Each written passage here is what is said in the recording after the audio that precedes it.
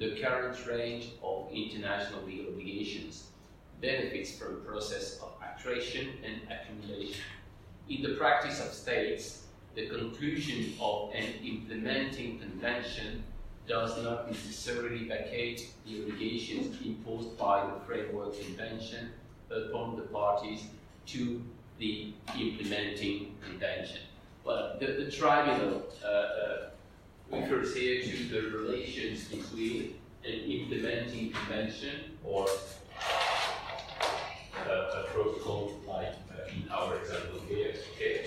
So the relation between an implementing convention and the Framework Convention. The fact that the fact that states may ratify first a framework treaty, then later a protocol or an implementing convention, of course, does not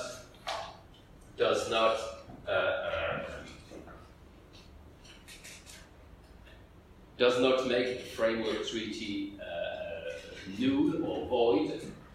Both treaties will remain in force, and you may take into account the connection between the Framework Convention and the implementing convention. Okay, so we will see that the Article 31.3c has been involved in many disputes and may generate some specific questions of international law. If we go back to Article 31.3c here, what do you think? So, Article 31.3c, what do you think could be the legal questions regarding the implementation of Article 31.3c?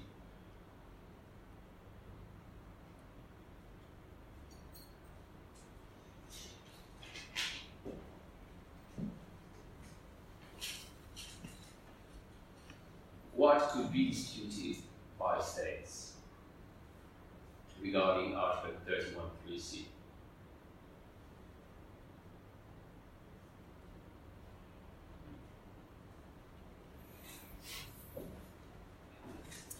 Do you think that everything is clear in Article 31.3c? Well, if I tell you that you've been promoted, you're not anymore a French judge. Now you are a member of the International Court of Justice. Okay, you are a judge of the International Court of Justice, and you have a case. You have a case between two states, and you have to interpret the provision of the treaty finding of state A and B, and as you are under the obligation to implement or to use the Vienna Convention on the Law of Treaties, when you will interpret the provision of treaty between A and B, it's clearly written that you have to take into account, together with the context, of any relevant rules of international law applicable in the relations between the parties.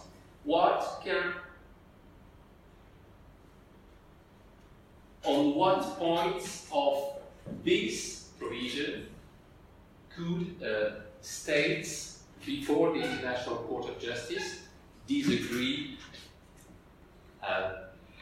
if the International Court of Justice, or if you as members of the International Court of Justice, as judges of the International Court of Justice, if you were to use Article 31.3c?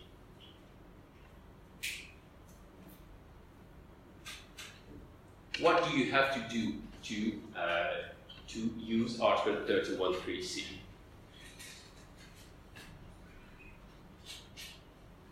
You have states A and B before you with the treaty, binding on A and B, with a dispute regarding the interpretation of one provision of that treaty,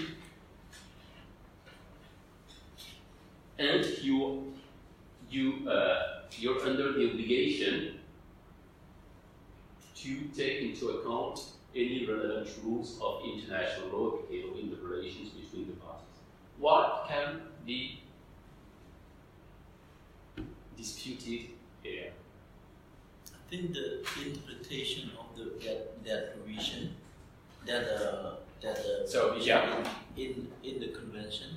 So the party has a different interpretation on that provision. On which provision? The provision of the treaty, AB? On the treaty that they are disputing. Yeah. So they need to refer to the relevant agreement or treaty. For example, like a protocol, which is relevant to that treaty, to interpret the provision of. Okay, and well, so the first question is, what is a relevant rule of international law? What is it? Well, if there is, of course, if you have a framework treaty and protocol, of course, to interpret the protocol, the framework treaty is a relevant rule of international law. But you may have a case before the International Court of Justice for which it's not a protocol and a framework convention. You may have a case, I don't know, let's say a treaty between Cambodia and Vietnam, just a single treaty, there's no framework convention, etc. The question is, if you have a dispute between Cambodia and Vietnam regarding the interpretation of the treaty between Cambodia and Vietnam, if we say that the judge has to take into account any relevant rules of international law applicable in the relations, etc. That's the first part. Any relevant rules of international law. What is it? Does it mean all the rules of international law? Does it mean all the treaties? Does it mean only customary law? Does it mean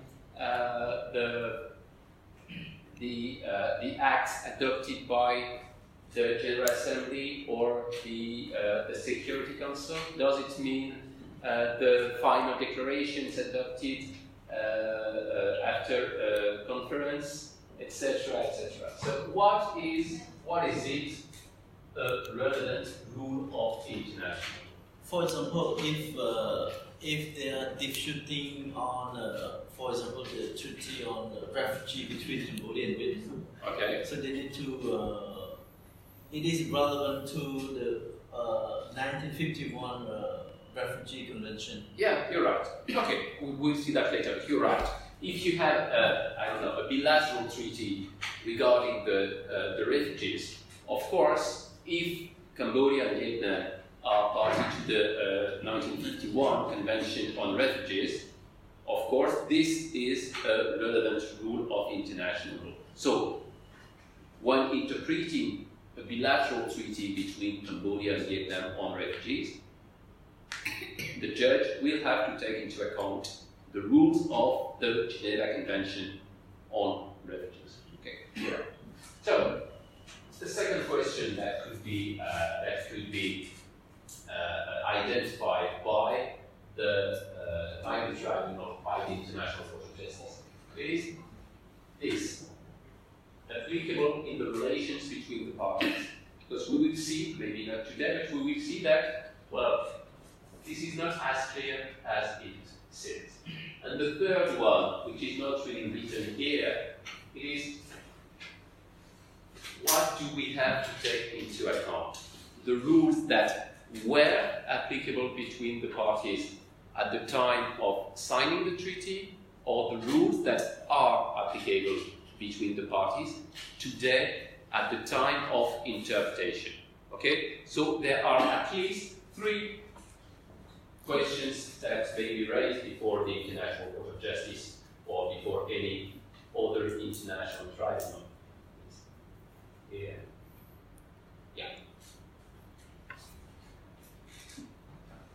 And then we'll see this one. So, what are the rules of international law applicable in the relations between the parties to which the provision refers? What does it mean that those rules should be taken into account? That's another one and two here. And what is the critical date for the rules to be taken into account? The date of the conclusion of the treaty or the law in force at the moment of its application, at the time of interpretation. Okay? So we have three questions that may be identified. So the first one is what rules? What does it mean in Article 31.3c that the interpreter shall take into account of any rules of relevant rules of international law applicable in the relations between the parties? So first there is a clear point. Article 31.3c. Article 31.3c deals with rules. Okay, it means binding rules. Okay, so there's no room for soft law or things like that. The Article 31.3c only refer to rules. That means binding rules. And binding rules, it means most of the time treaty or customary international law. Okay, most of the time it's treaty or customary international law. Of course, it could mean acts of international organizations like the Security Council, which has the right to adopt some binding instruments. But most of the time, when the Article 31.3c is used by a tribunal, it's a question of customary international law or treaty law.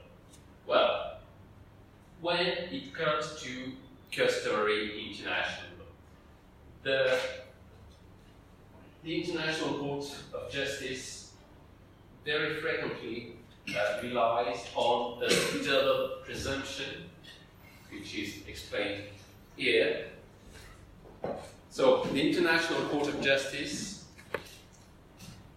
relies, and also arbitral tribunals, rely on two presumptions.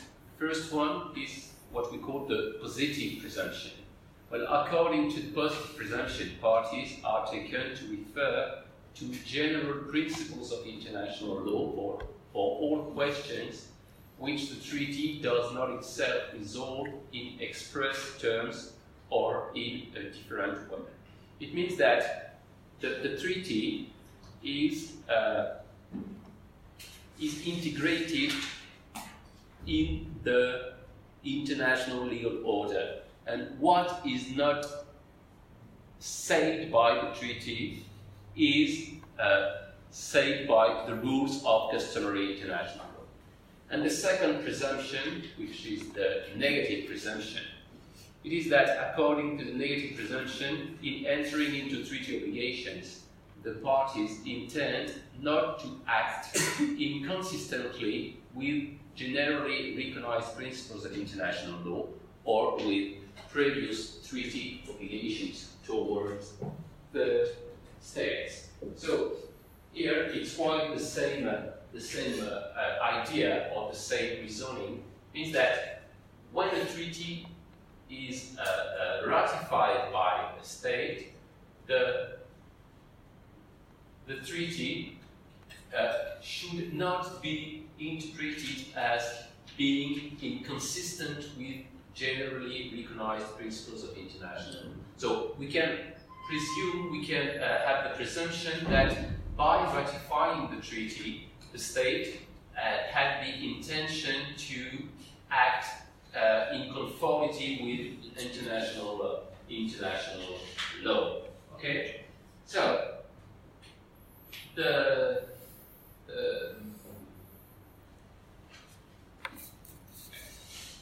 so this is what we could say for customary international law.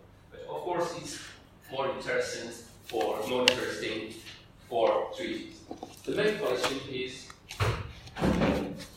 what does this mean? So, rules of international law applicable in the relations between the parties. The main question is whether it is necessary that all parties to the treaty being interpreted are also parties to the treaty the interpreter will rely on. Well, just like this. Easier.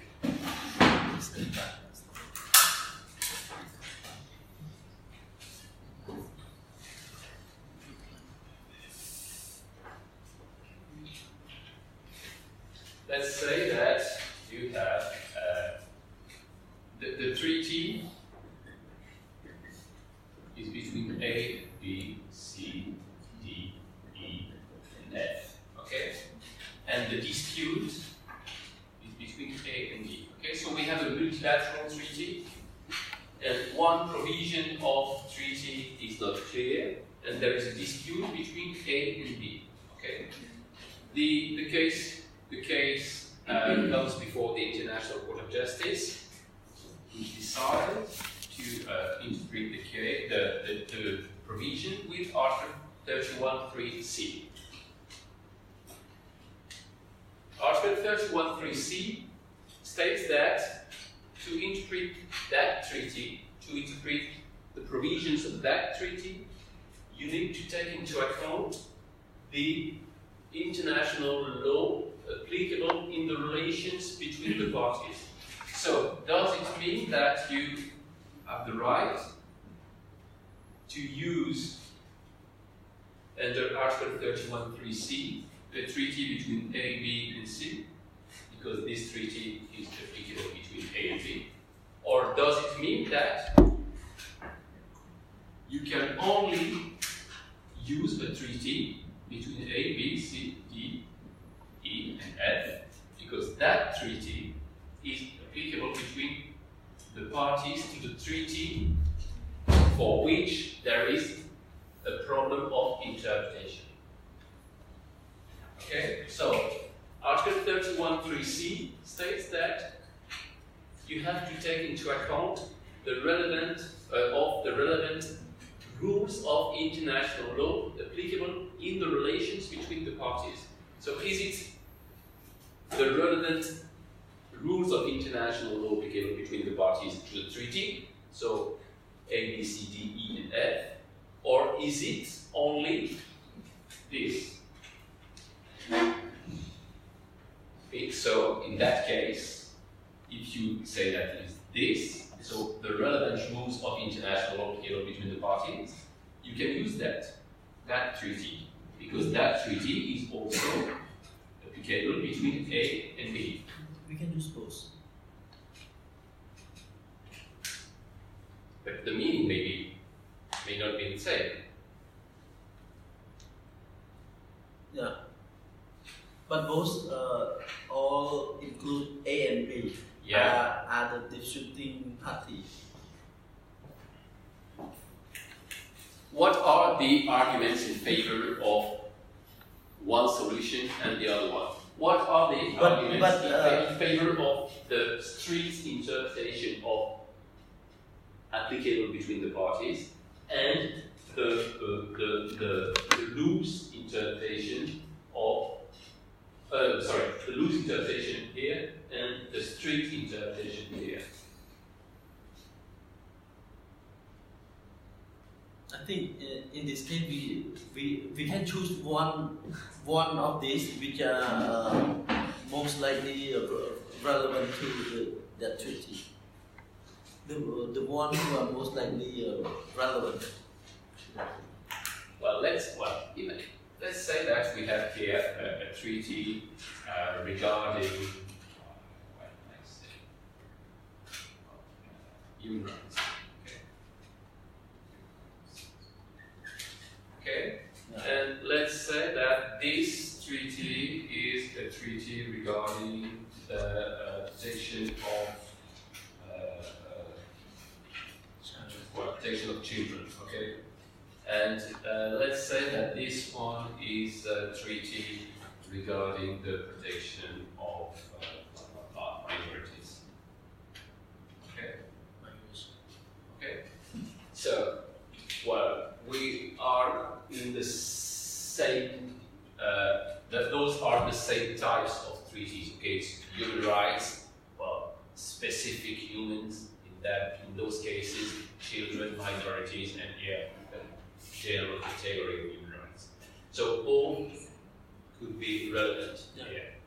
So the question is, what is the why is it important to decide on this case? Let's say that what can I say? Well, let's say that there is a question of provision, okay, or no, okay. The definition of the child, okay, and let's say that the disputed provision is this. What is it, child? Is it someone under 18? Is it someone under 16, 14, something else? I don't know. So, what's the definition of a child? If we go on this, we could have here a definition of a child. Let's say it's less than 16. And let's say we are here in the convention between A, B, C, D, E, and F, etc. And here the child is someone who is less than 18 years old. So of course, if you say that A, B, C, D, E, and F used the term child in that treaty, Article 31.3c is important because we will presume that by using that term, states decided to use that term with the same meaning that it has in other rules of international law applicable in the relations between the parties. Okay? So, you have to decide. You cannot say, okay, I will use both, and I will say that it's someone under the age of 17. That's an average. No, you cannot do that. You have to decide if you rely on this treaty or that treaty. Okay, so is it only this one? But the problem with this one is that this one is only a treaty applicable between A, B, and C, and not between D, E, and F, or this one, which is here, a treaty which is clearly applicable between A, B, C, D, E, and F, means the same states in both treaties. I think maybe we choose the second one because the preparatory work are created by A, B, C, and F. If comparing to the first one, which is only A, B, and C, it's much more majority, and more convincing. Well, maybe that's the opinion of. No, we'll see. It's not.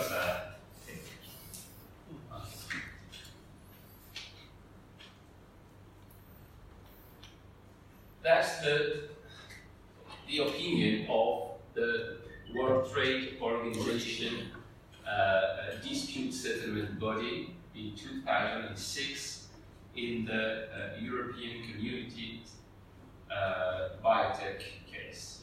Okay. So this is okay, saying that Article 31.3c states that you have to take into account rules of international law applicable to the relations between the parties. It refers to rules applicable between the parties to the treaty. So it means that if you want, it was the case here, if you want to interpret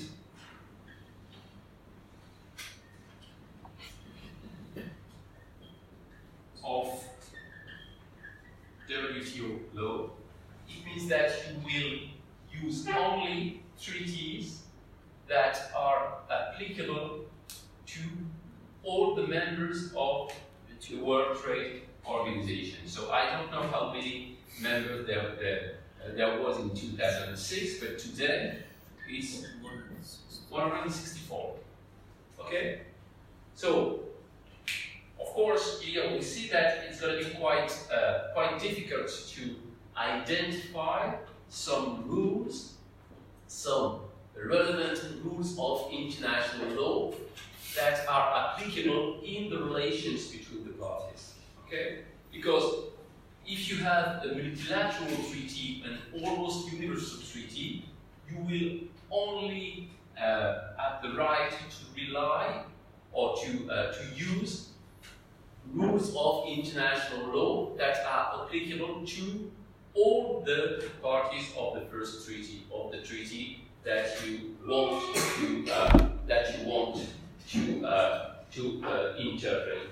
So here there is quite an ironic effect of this. It's if you have a bilateral treaty, it's going to be very easy to use Article 31.3c. Okay, because you will, it will be very easy to identify some rules of international law that are applicable between the parties to the treaty, only two states. But when it comes to use Article 31.3c in the context of the interpretation of a multilateral treaty and almost a universal treaty, you will have to find some rules that are binding on every state parties. It means that if you want to interpret the UN Charter, the UN Charter is binding on 193 states.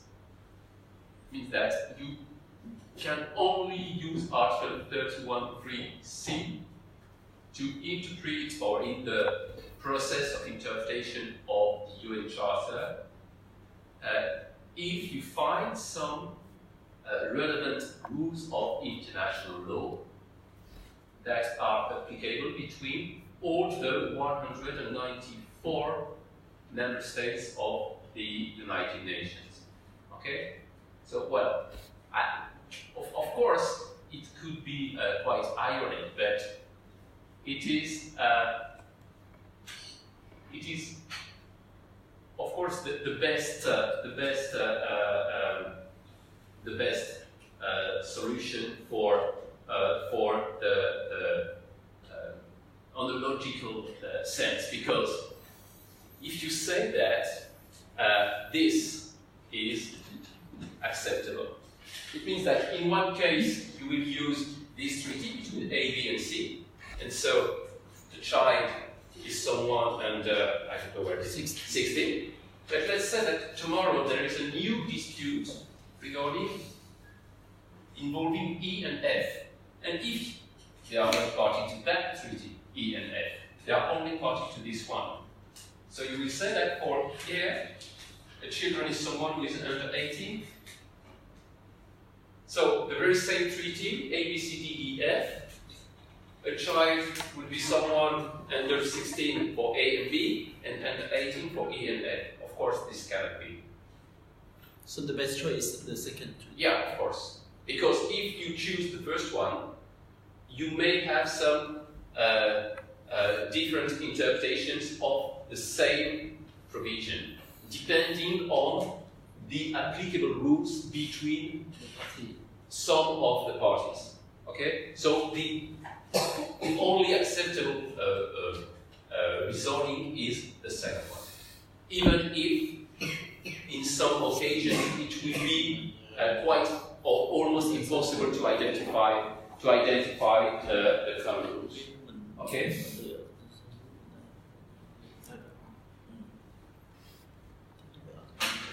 And we wait.